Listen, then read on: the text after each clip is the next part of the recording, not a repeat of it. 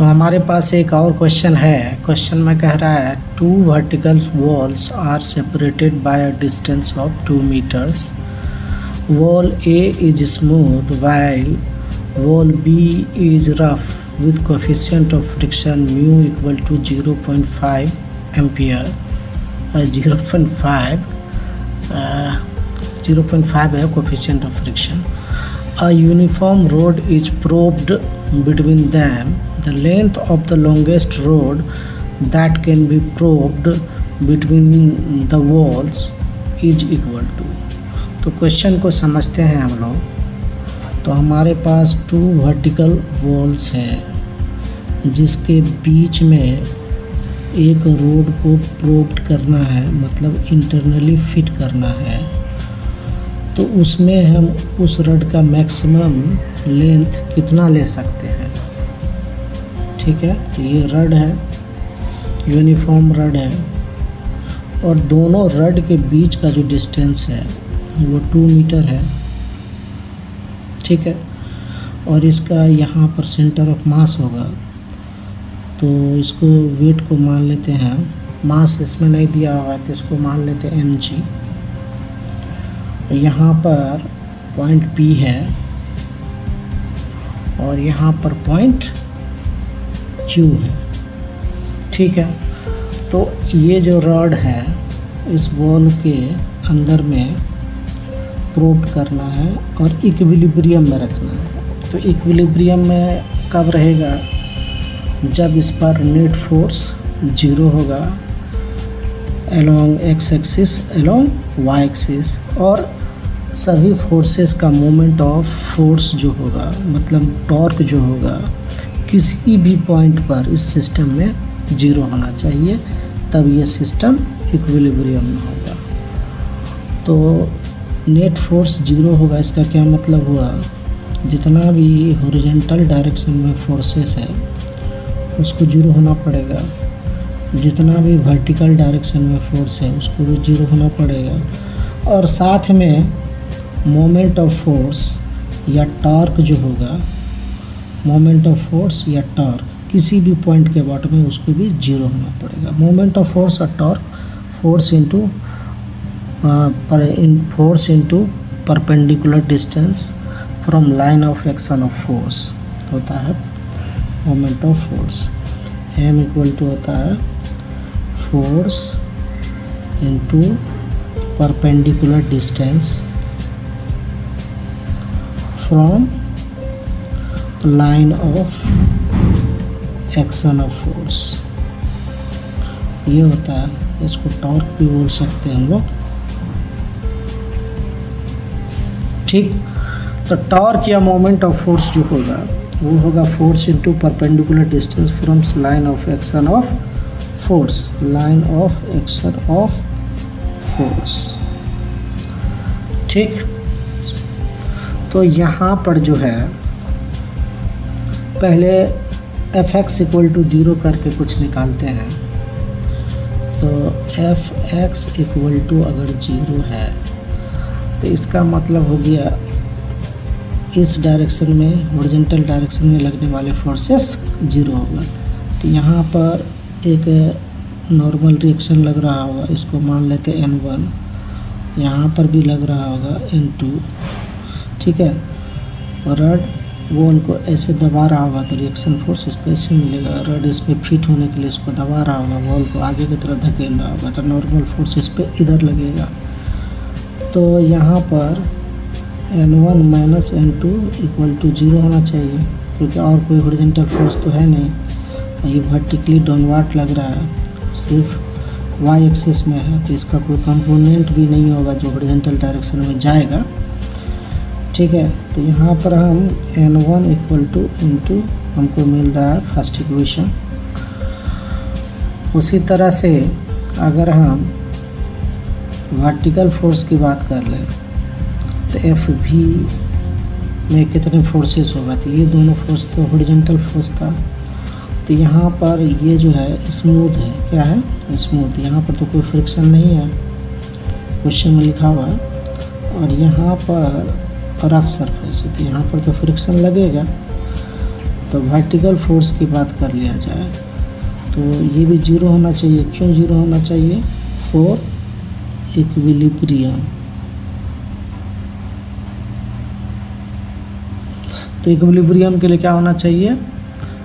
Net force along X axis Y axis must be 0 और moment of force भी 0 होना चाहिए। तो हम एफ भी इक्वल टू 0 पर बात कर रहे हैं। तो यहाँ तो कोई वर्टिकल फोर्स है नहीं, सिर्फ वर्टिकल फोर्स यहाँ है और एक वर्टिकल फोर्स यहाँ है। तो इसको लिख सकते हैं F minus M G is equal to 0 या F equal to M G. ठीक है। और एफ जो है हमारा फ्रिक्शन फोर्स है तो म्यू इंटू क्या आ जाएगा? कहाँ पर फ्रिक्शन लग रहा है? यहाँ पर। म्यू इंटू नॉर्मल फोर्स, तो नॉर्मल फोर्स तो N2 है इक्वल टू mg होना चाहिए। ठीक। अब मोमेंट ऑफ फोर्स की बात कर लिया जाए तो इसका तो हो गया। तो मोमेंट ऑफ फोर्स किसी भी पॉइंट के अबाउट में हमारा 0 होना चाहिए। तो हम सेंटर ऑफ मास के अबाउट में ही सभी फोर्सेस का मोमेंट निकालेंगे। फोर्स कितना है? एक N1 है, एक N2 है, एक फ्रिक्शन फोर्स है, एक वेट है। तो 4 फोर्सेस का मोमेंट निकालना है। ठीक है। तो क्लॉकवाइज मोमेंट को हम नेगेटिव लेंगे, एंटी क्लॉकवाइज मोमेंट को पॉजिटिव लेंगे। जब उसी पॉइंट से पास कर जाएगा कोई फोर्स जिसके अबाउट में मोमेंट निकालना है तो वो मोमेंट 0 हो जाएगा। जैसे कि इसका मोमेंट 0 होगा क्योंकि ओ से हम निकालना चाह रहे हैं, ओ से ही पास कर रहा है तो वेट के कारण मोमेंट ऑफ फोर्स 0 होगा।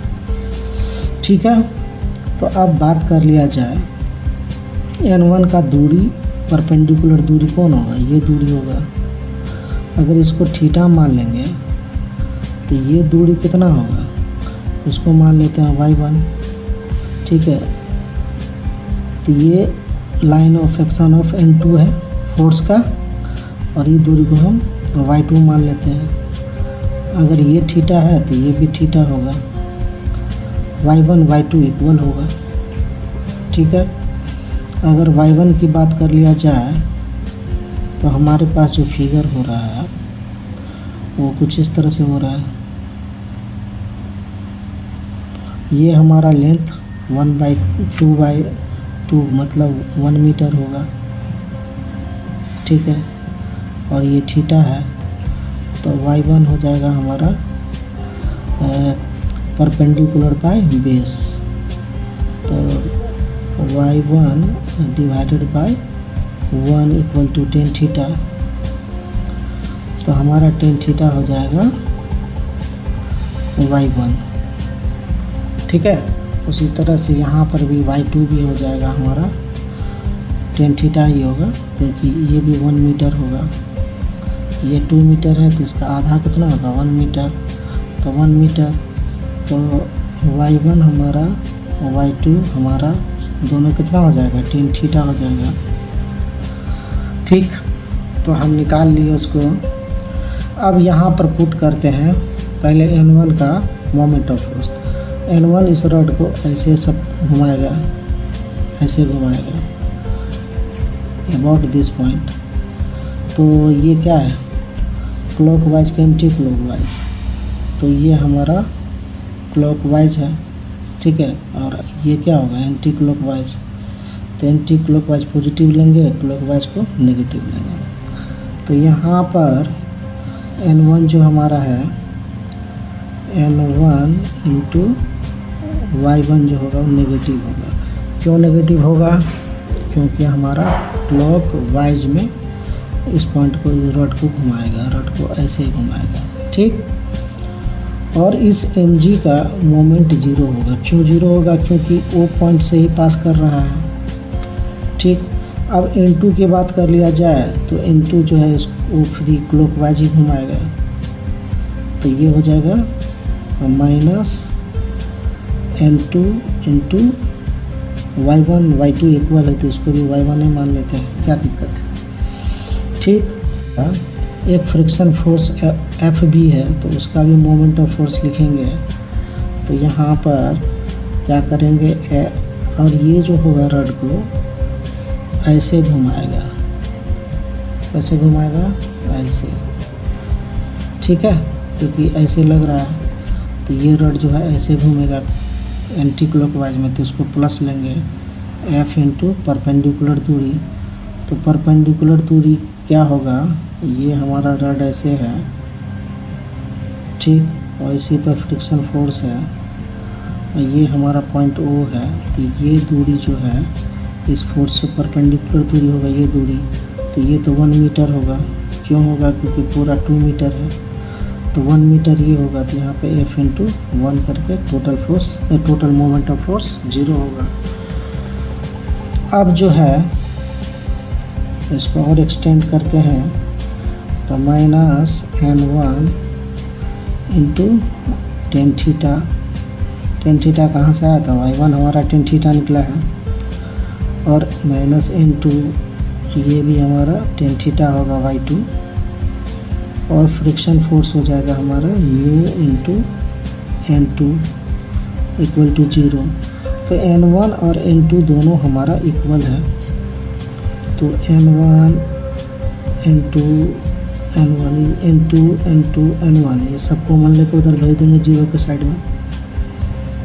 तो हमारे पास माइनस 2 टेन थीटा हो गया is equal to 2 tan theta और प्लस म्यू इक्वल टू 0, ठीक है। तो अब जो है टेन थीटा हो जाएगा माइनस म्यू बाय माइनस 2, तो म्यू बाय 2 हो गया। अब जो है अगर इसको हम टेन स्क्वायर थीटा करेंगे तो ये हो जाएगा म्यू स्क्वायर बाई 4। अगर इसमें हमको रड का लेंथ चाहिए, इसमें अगर 1 ऐड करेंगे तो इस साइड भी हमको 1 ऐड करना पड़ेगा, तो ये हो जाएगा sec square theta equal to mu square. Mu हमारा 0.5 दिया हुआ था, 0.5 दिया हुआ था, तो 0.5 का स्क्वायर मतलब 1/2 का स्क्वायर 1/4, तो ये हो जाएगा 1/16 प्लस 1, तो सेक थीटा हमारा हो जाएगा √17/4। तो सेक थीटा हमारा √17/4 हुआ। तो अब जो है सेक थीटा को हम लिख सकते हैं कोस थीटा में बदल सकते हैं हम लोग। तो इसको कोस थीटा अगर पहले लिख लेते हैं, सेक थीटा इक्वल टू हमारा √17/4। तो यहाँ पर इसको अगर कोस थीटा लिखेंगे तो ये 4/√17 हो जाएगा, ठीक। और कोस थीटा जो है हमारा इस ट्रायंगल में, ये रड वाले ट्रायंगल में फिर से फिगर बना देते हैं। तो ये हमारा क्या था, थीटा, और ये हमारा 2 मीटर, ठीक। अब इसी लेंथ को निकालना है, तो इस ट्रायंगल में कोस थीटा हो जाएगा परपेंडिकुलर बेस बाय हाइपोटेनियस, तो 2/L हो जाएगा कोस थीटा 2/L, तो 4/√17, तो ये 2 कट जाएगा।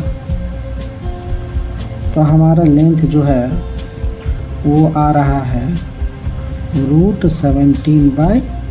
तो यही है इस क्वेश्चन का आंसर। तो यही था लॉन्ग कॉम्प्लिकेटेड सॉल्यूशन था इसका। तो चलिए, अगर ये वीडियो आपको अच्छा लगा हो, मेरे ख्याल से आपको अच्छा तो नहीं लगा होगा क्योंकि इसमें ढेर सारे कैलकुलेशन है, लेकिन आप इसको रिपीट कर लोगे, इसको दूसरी बार में आपको ये बिल्कुल समझ में आ जाएगा, ठीक है।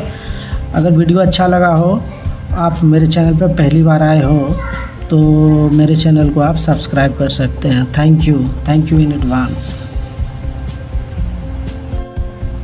अब जो हमारा एक फ्रिक्शन फोर्स एफ बी है, तो उसका भी मोमेंट ऑफ फोर्स लिखेंगे। तो यहाँ पर क्या करेंगे और ये जो होगा रड को ऐसे घुमाएगा, कैसे घुमाएगा, ऐसे, ठीक है, क्योंकि ऐसे लग रहा है तो ये रड जो है ऐसे घूमेगा एंटी क्लॉकवाइज में, तो इसको प्लस लेंगे F इंटू परपेंडिकुलर दूरी। तो परपेंडिकुलर दूरी क्या होगा, ये हमारा रड ऐसे है, ठीक, और इसी पर फ्रिक्शन फोर्स है, ये हमारा पॉइंट O है, तो ये दूरी जो है इस फोर्स से परपेंडिकुलर दूरी होगा ये दूरी, तो ये तो 1 मीटर होगा, क्यों होगा, क्योंकि पूरा 2 मीटर है, तो 1 मीटर ये होगा, तो यहाँ पे F इंटू 1 करके टोटल मोमेंट ऑफ फोर्स 0 होगा। अब जो है इसको और एक्सटेंड करते हैं, तो -N1 इंटू टेन थीटा कहाँ से आया था, y1 हमारा टेन थीटा निकला है, और -N2 ये भी हमारा टेन थीटा होगा y2, और फ्रिक्शन फोर्स हो जाएगा हमारा mu into N2 equal to 0। तो N1 और N2 दोनों हमारा इक्वल है, तो N1 N2 N1 ये सबको मान लेकर उधर भेज देंगे 0 के साइड में, तो हमारे पास -2 टेन थीटा हो गया is equal to 2 tan theta और प्लस म्यू इक्वल टू 0, ठीक है। तो अब जो है टेन थीटा हो जाएगा माइनस म्यू बाय -2, तो म्यू बाय 2 हो गया। अब जो है अगर इसको हम 10 स्क्वायर थीटा करेंगे तो ये हो जाएगा म्यू स्क्वायर बाई 4। अगर इसमें हमको रड का लेंथ चाहिए, इसमें अगर 1 ऐड करेंगे तो इस साइड भी हमको 1 ऐड करना पड़ेगा, तो ये हो जाएगा sec square theta equal to mu square, mu हमारा 0.5 दिया हुआ था, 0.5 दिया हुआ था, तो 0.5 का स्क्वायर मतलब 1/2 का स्क्वायर 1/4, तो ये हो जाएगा 1/16 प्लस 1, तो सेक थीटा हमारा हो जाएगा √17/4। तो सेक थीटा हमारा √17/4 हुआ। तो अब जो है सेक थीटा को हम लिख सकते हैं कोस थीटा में बदल सकते हैं हम लोग, तो इसको कोस थीटा पहले लिख लेते हैं, सेक थीटा इक्वल टू हमारा √17/4। तो यहाँ पर इसको अगर कोस थीटा लिखेंगे तो ये 4/√17 हो जाएगा, ठीक। और कोस थीटा जो है हमारा इस ट्रायंगल में, ये रॉड वाले ट्रायंगल में फिर से फिगर बना देते हैं, तो ये हमारा क्या था थीटा और ये हमारा 2 मीटर, ठीक। अब इसी लेंथ को निकालना है, तो इस ट्रायंगल में कोस थीटा हो जाएगा परपेंडिकुलर बेस बाय हाइपोटेनियस, तो 2/L हो जाएगा कोस थीटा 2/L, तो 4/√17, तो ये 2 कट जाएगा, तो हमारा लेंथ जो है वो आ रहा है √17/2। तो यही है इस क्वेश्चन का आंसर। तो चलिए, अगर ये वीडियो आपको अच्छा लगा हो, मेरे ख्याल से आपको अच्छा तो नहीं लगा होगा क्योंकि इसमें ढेर सारे कैलकुलेशन है, लेकिन आप इसको रिपीट कर लोगे, इसको दूसरी बार में आपको ये बिल्कुल समझ में आ जाएगा, ठीक है। अगर वीडियो अच्छा लगा हो, आप मेरे चैनल पर पहली बार आए हो, तो मेरे चैनल को आप सब्सक्राइब कर सकते हैं। Thank you.